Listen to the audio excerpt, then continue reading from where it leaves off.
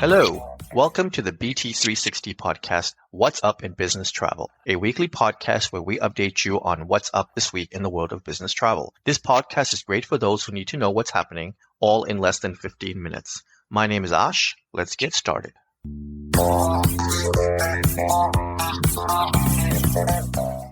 It is Monday, June 16th, and we've completed week 23 of 2025.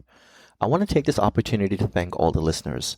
We really do appreciate you tuning in and cannot thank you enough. If you have not already done so, be sure to leave a review of how this podcast helps you on the podcast player that you're using. We would love to hear your opinions and thoughts. Now, let's get to the headlines. An Air India passenger plane bound for London with more than 240 people on board crashed Thursday in India's northwest region of Ahmedabad. Air India confirmed that there were 241 fatalities and one survivor. The airline confirmed that the Gatwick-bound flight was carrying 242 passengers and crew. Of those, Air India said that there is 169 Indian citizens, 53 British, 7 Portuguese, and 1 Canadian. Air India Flight 171, a Boeing 787-8, crashed 5 minutes after takeoff. The 787 Dreamliner is a wide-body twin-engine plane. This is the first crash ever of a Boeing 787 aircraft according to the Aviation Safety Network database.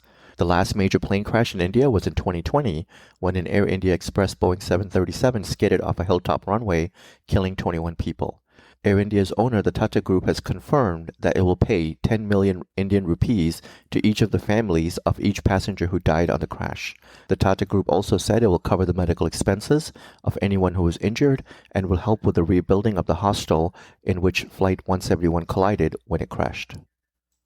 An uncertain economic environment and a soft second quarter has led consulting giant PwC to prune its forecast for the full year 2025 hotel performance.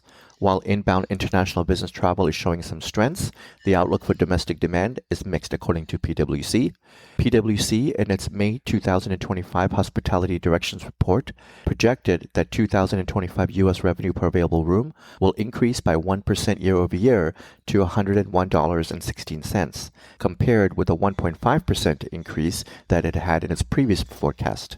PwC projects 2025's hotel occupancy of 63.1%, up 0.1 percent point year over year, the same increase it forecasted in November. It also projects the average daily rate to increase by almost 1% to $160.30, compared with a 1.3% in the previous forecast. The Federal Aviation Administration is capping flights at Newark Airport to the end of this year. Starting September 1st through December 31st, the FAA will limit arrivals and departures in Newark to 28 per hour on weekends. For the rest of the time through October 25th, flights will be capped at 34 per hour. The move comes after months of disruptions at Newark, driven by a combination of air traffic controller shortages, aging technology, and a major construction project that shut down the runway for safety upgrades. The FAA said it will continue working with airlines and the airport to ensure that Newark remains a safe and efficient gateway for travelers. President Trump has issued an executive order that will allow for commercial supersonic flights over land. The June 6 order directs the FAA to begin the process of repealing the existing overland ban, which was put into place in 1973 due to loud noise emitted by sonic booms. In its place, the order calls for the FAA to set a standard for supersonic aircraft noise that considers community acceptability, economic reasonableness, and technological feasibility. Commercial supersonic flights have not been available since the Concorde flew in 2003, but technological advancements have made the supersonic flight quieter. In January, the startup company Boom Supersonic committed supersonic tests on a prototype plane called the XB-1, which it says was not audible on the ground.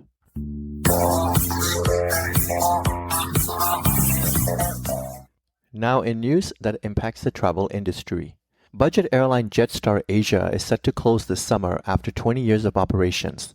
The Qantas Group, which owns Jetstar Asia, announced a strategic restructure including the closure of that airline. Jetstar Asia will reduce its flight schedule over the next 7 weeks before ceasing operations on July 31st. The airline, which was founded in 2003, was expected to make $35 million in losses this year. According to Qantas, the closure of the airline will enable Qantas to invest $500 million into renewing its aircraft fleet. Up to 13 Jetstar Asia Airbus aircraft will also be redeployed for routes across Australia and New Zealand.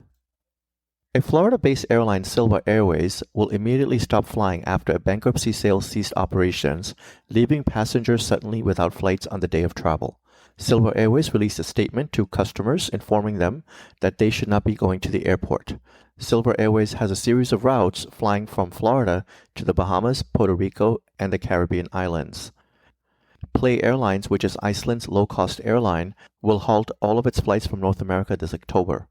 The airline, which already announced plans to stop Canadian flights, will now end all U.S. flights as well and significantly reduce its Northern European schedule, just a few years after its launch. Play was flying from several U.S. airports, including Baltimore, Boston, and Stewart International Airport, and had interline agreements with Alaska and Spirit Airlines. Instead, Play said it will focus on connecting Iceland to sun destinations.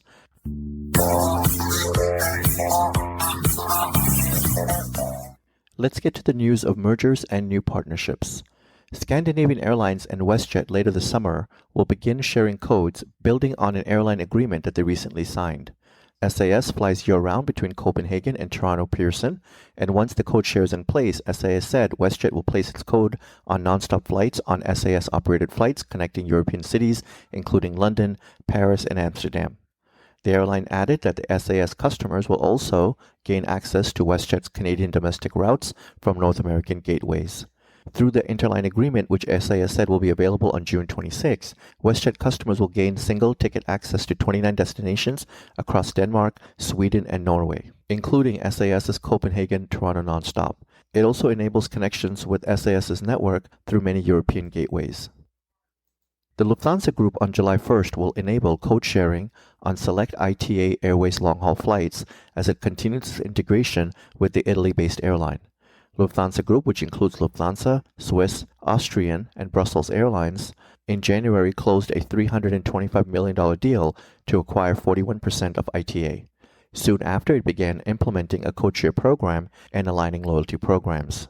More than 100 codeshare flights for select domestic Italian and European routes were made available in March. Members of the Miles and More or Volair loyalty programs can earn and redeem miles and points on codeshare flights. Etihad and Ethiopian Airlines activated the codeshare agreement in a bid to strengthen connectivity between Africa, Asia, Australia, and the Middle East. The bilateral partnership includes global travel opportunities for guests, with seats available to book now. This is the first step ahead of implementing the groundbreaking joint venture between Etihad and Ethiopian earlier this year, unlocking greater travel opportunities for passengers across both networks. The codeshare lets travelers simplify their journeys by making a single booking with one check-in process at the start and added convenience of having their bags transferred to their final destination.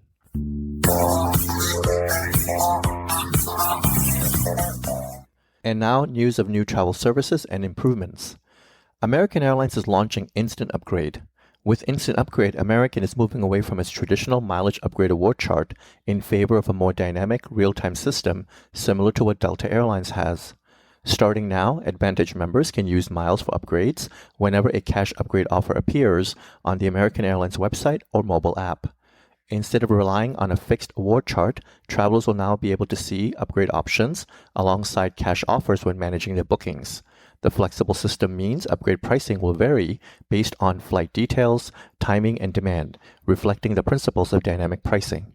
August 12, 2025 is the last day that American will accept new requests under the old mileage upgrade chart. After that, it's all about real-time demand-based offers. Marriott International has launched Marriott Media, signaling a change and a new chapter in how the brand engages with consumers across the travel journey.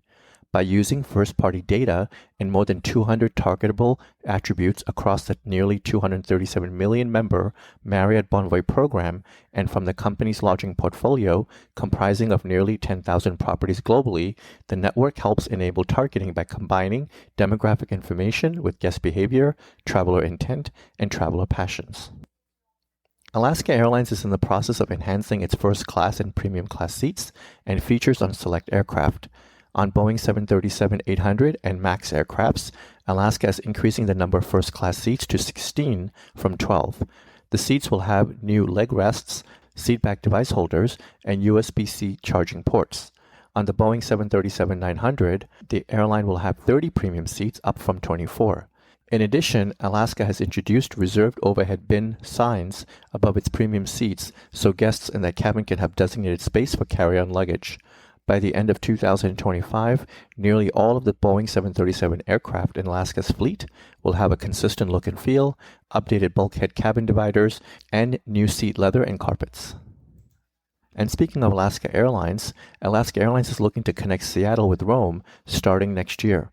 The service will be the first between Seattle and Rome and Alaska's first route to Europe. Alaska intends to serve that route 4 times per week on a Boeing 787 Dreamliner aircraft. A precise launch date has not yet been announced, but tickets are expected to go on sale in the fall. In total, the Alaska Airline Group plans to serve at least a dozen overseas destinations with wide-body aircraft from Seattle. Hawaiian Airlines service from Seattle to Tokyo began in May, and Hawaiian flights from Seattle to Seoul will begin in September. And finally, Canadian-based Porter Airlines this past week launched 4 new routes. Service has now started between Hamilton and Calgary and Edmonton, as well as service from Hamilton to Halifax and Vancouver. Hamilton Airport is located just 40 miles outside of Toronto. All flights are operated with the Embraer E195 E2 aircraft.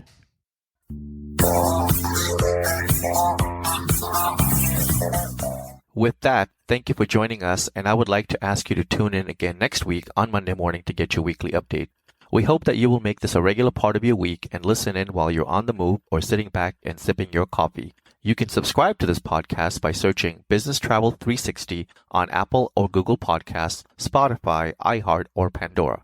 Be sure to share this podcast with everyone you know so that they can also benefit from getting to know more about what's up in business travel. You can always find more information on businesstravel360.com. Have a great day and travel well.